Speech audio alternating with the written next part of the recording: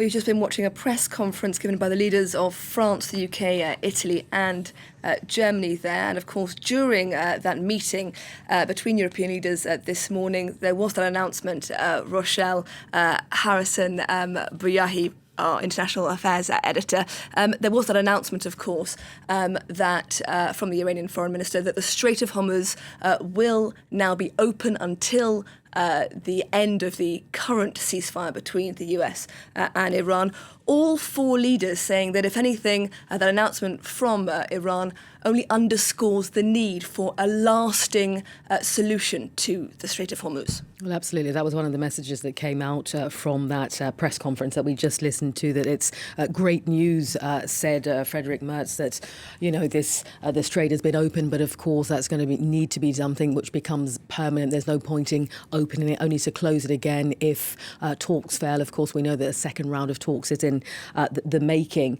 What was interesting there was the kind of unanimity, the fact that each country agreed with it. So we had, four of Europe's top leaders there, Emmanuel, Macron, Starmer, Giorgia Meloni, and of course Frederick Merz. They're all talking about the need for these countries to come together independently and show up and say, we might not have been consulted going into this, but we now want to be consulted. We want to be part of the solution. Emmanuel Macron suggesting that, this idea of a free passage is key, is fundamental, and also the fact that the opening of the strait, the idea of privatising it, is not going to be possible. And this idea of a toll system, which had been leveraged around, is also not possible. What was interesting to hear from Emmanuel Macron was kind of the second objective that you and I spoke about earlier going into this, and that was the fact that, there will be this coalition once the US and Iran come to an agreement. France giving a few more details, talking about the fact that there is a solid naval mission already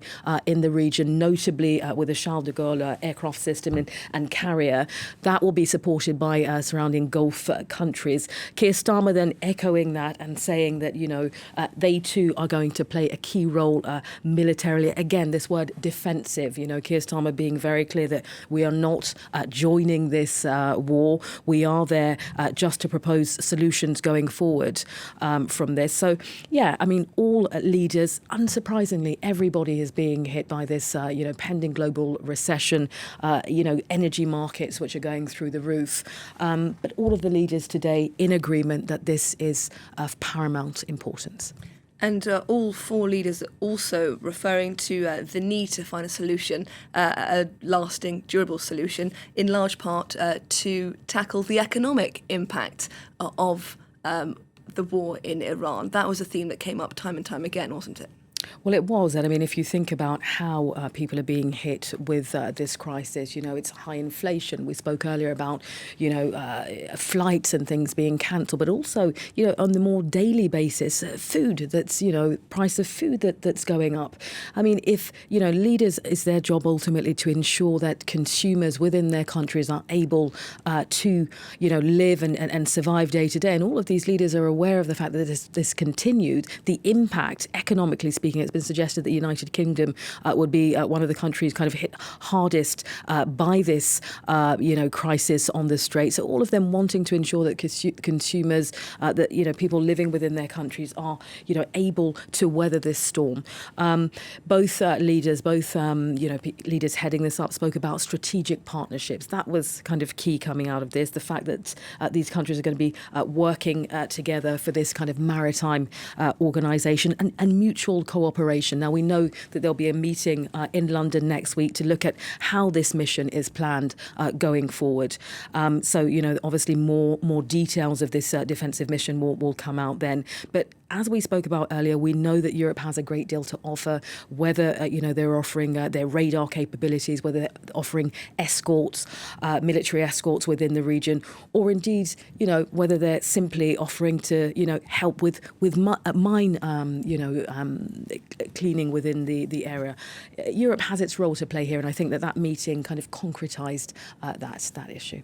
Now, the German Chancellor Friedrich Merz said that Germany, will be involved in the military planning for the Hormuz mission and would appreciate the involvement of the US, by no means assuming that the US is going to want to help this coalition of independent countries in this mission, underlining, of course, the tensions that have appeared between the US and its European allies during the course of this conflict. Well, absolutely. And in Merz's words, this is not supposed to be a transatlantic stress test, which will ring very true. We've seen, with the issue of Greenland at the beginning of the year, we've seen those transatlantic tensions building. They will continue to do so, one can imagine. We've seen also, insults levelled at European leaders, Starmer being called a coward, Macron also being criticised. So, Merz is offering an olive branch, you might say, hoping that the US will get on board here.